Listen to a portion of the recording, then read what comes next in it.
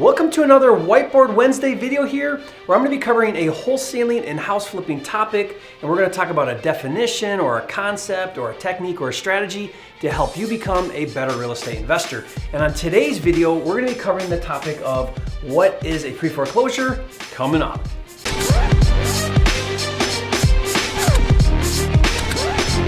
If you're new here to this channel, I'm Jerry Norton with FlippingMastery.com, and this channel is all about ways to help you make money wholesaling and flipping real estate so you can live your dream life. Be sure to subscribe and click the bell icon to get notified when new videos are released. And be sure to stay to the end of this video because I'm going to be sharing additional videos and resources to help you take action and implement what you learn on this video. There is a lot of confusion when it comes to foreclosures, and that's because there's different phases of the foreclosure when you think about the timeline. So let's take a look at this. If we have a timeline here of the foreclosure process, in the very beginning, we have what we call pre-pre foreclosure.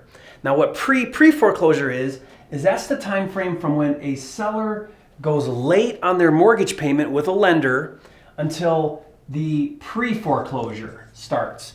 And that's usually about a 3-month window that happens right here. So owner goes late, they miss their payment 1 month, they miss their payment month 2, and then they miss their payment month 3. That window right there is what we call pre-pre foreclosure. The bank will start to send letters to the owner saying, hey, you missed your payment. Hey, catch up your payment. Hey, this is a problem. If the seller doesn't catch up those payments, then as soon as usually that 3-month period passes, then the bank will file notice of default. They'll actually start the legal proceedings to foreclose on a property. And that's when we have a pre-foreclosure. Now, that's a very significant thing to happen in the foreclosure process because typically that pre-foreclosure mark, when the bank notifies the owner that they're starting foreclosure, there's a filing that happens. And when that filing happens, that now becomes a public notice and it's recorded on public record, which means we can get access to that data. We can actually get a list of people who are in pre-foreclosure now. So there's an opportunity here when somebody is late on their payment, but really when we get notified, if that person doesn't reach out to us or some way we come in contact with them during pre-pre foreclosure, we have an opportunity during the pre-foreclosure stage. And stick around because I'll share with you how you can actually get access to a list of people in any zip code you want that are in pre-foreclosure. So once they're in the pre-foreclosure phase, then the bank is going to continue doing legal proceedings. Every state it's different until we get to the next mark on the timeline, and this would actually be the foreclosure auction. This is the day of reckoning, right? If the owner doesn't catch up those back payments and back taxes and all the penalties and fees, then a day will come when it goes to the auction. And at the auction, the opening bid is usually what's owed to the bank. So opening bid is what's owed to the bank. That's usually the opening bid. Now, if there's investors there at that auction or buyers at that auction and they bid at least the opening bid amount, or if it bids up higher and it sells to a private person at the auction, then that person who buys the property now owns that property. The owner now has an official foreclosure on their record. That's not good for an owner if they have a foreclosure on their record. That sticks around for a long time, maybe 7 years. So it's not a very good thing to have happen to somebody. If nobody bids that opening bid at that auction, then what happens is the bank then takes that property back. So that's when this phase right here, the next step here, is what we call an REO, or a bank-owned property. REO stands for real estate owned.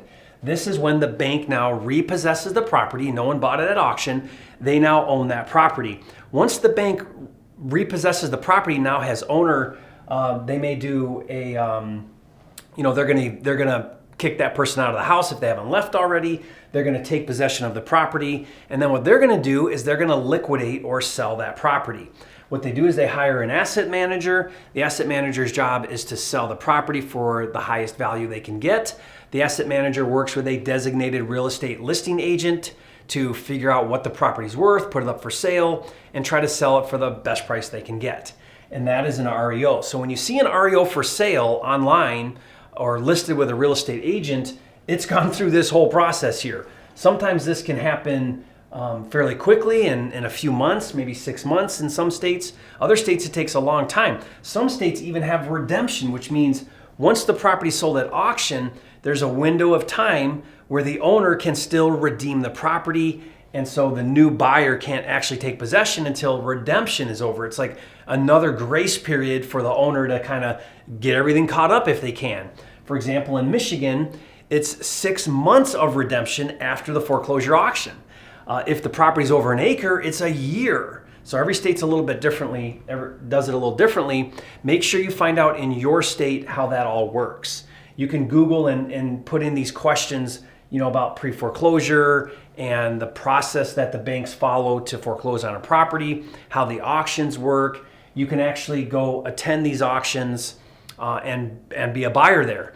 Now, as a real estate investor, if you think about it, look at all the opportunity that you have to help a distressed seller out of the situation. Hopefully, my goal is that I can find this person and help them before we get to this auction. We want to avoid the D-Day, right? When they're going to get that foreclosure on their record. If we aren't able to find that owner and we miss that opportunity, then our last ditch effort to have an opportunity on that deal is as an REO. And I've got a lot of videos where I talk about how to really do well with REOs, as well as these other types of phases here in the stage of foreclosure. We'll talk at the end of this video about some of those additional resources. But what I want you to think about here is, once an owner goes late on payments, how do I find that person? How do I help them in that situation? Once they start pre-foreclosure and the bank officially starts the proceedings, how can I contact that person? How can I get in front of that person? Your job as a flipper, as a wholesaler, as a real estate investor is to help sellers in distress and get paid for doing that. It's really a beautiful thing, helping people getting paid to do it. And then at the auction, now let me take a second and just talk about the auction for a minute. The auction is actually the most difficult in the timeline to find the opportunity in the foreclosure process. And the reason why is because if you attend the auction to buy the property, there's one thing that makes that really challenging and makes it more of an advanced strategy, and that's how you pay for the property. So if you go, you bid, you win the bid, they're expecting payment immediately. Sometimes there's like a 24-hour period, but you basically have to come with the money to buy. You don't have time to raise capital.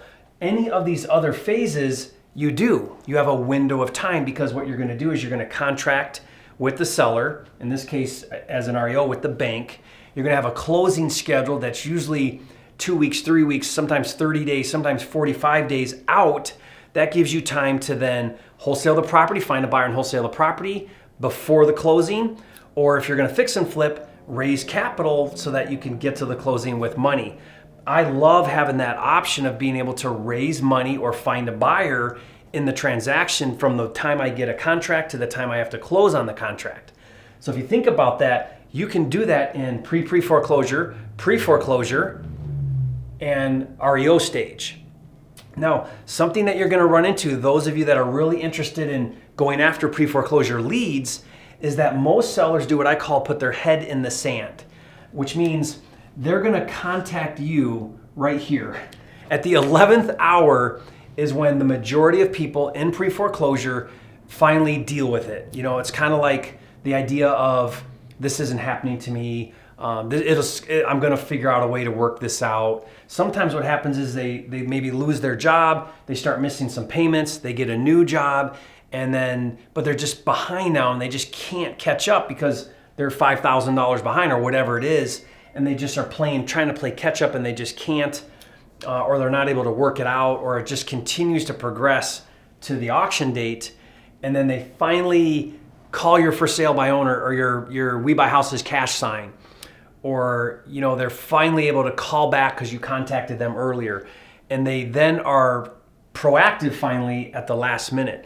So my number one question when I get a pre-foreclosure lead reach back out to me or answer one of my marketing pieces is the first thing I ask is, when is your foreclosure? They're given notification by the bank as to when that date is. It's always available. They know that date's coming usually. So they'll tell me, well, it's Friday or it's next Friday.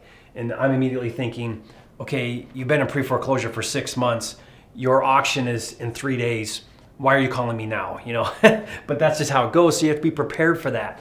Always be thinking about that date. Your goal, if you're gonna try to do a deal during pre-foreclosure, during this window here, it's the biggest window, is to be able to close and fund before the auction.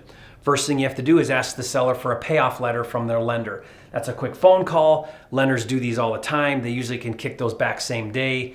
And that payoff is gonna show, here's all the back payments, here's everything, penalties and fees and everything to bring this loan current, okay? So those are some ideas here. So when someone says to me, hey Jerry, do you like foreclosures? Or how do I do a foreclosure? Or how do I pre-foreclosure? You know, the first thing I ask them is, well, tell me where you're at in the timeline. Where are you talking about in the foreclosure timeline? Because we have really 4 phases of the foreclosure. Pre-pre foreclosure, pre-foreclosure, auction, and then bank owned. And really there's kind of another one in here which could be short sale. So this kind of fits in right here, short sale. This would be that if what they owe on their loan is more than what market value is and they're upside down, then there's a window there during pre-foreclosure where if you're proactive, if the seller's proactive, they can actually negotiate with the bank to take a lower price than what's owed. And some banks will do that because they'd rather deal with it and get rid of the property in here somewhere than wait all the way to the end when it's an REO. Because the likelihood of them getting it back is very high because opening bid is going to be what's owed, and if what's owed is more than what the market will pay, they're going to get it back. So a lot of times the bank will short sale the property, discount it, do a loan modification, or sell it at a discount, but you've got to initiate and do that paperwork and that process with the bank early on during somewhere in this window. The further along it gets to the auction date, the less likely the bank is to negotiate a short sale because they've already waited this long, they might as well just see it through now and get the property back. So they tend to be less willing to negotiate on a short sale the closer they are to the auction. Okay, so let me share with you a few resources if you're really interested in doing pre-foreclosures. It's one of my favorite types of leads because it's really an opportunity for you to pick up a great deal, help a seller out. And so I've got 2 videos. One is how to buy pre-foreclosures. I did a video where I break down tips and strategies for how you can actually negotiate and buy a pre-foreclosure. I'll put that video link in the description below so you can check it out. And also I did another video where I break down foreclosures on Zillow.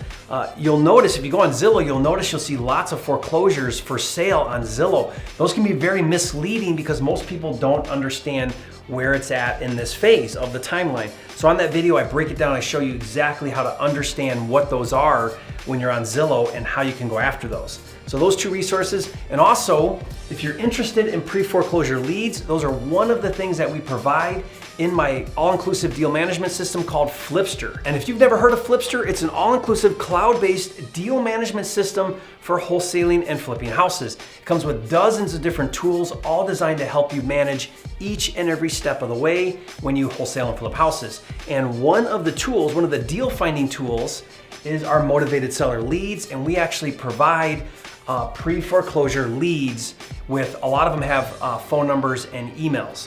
And you get a certain amount of those added to your account every single month. It's really cool. So you're able to reach out and contact those pre-foreclosure leads.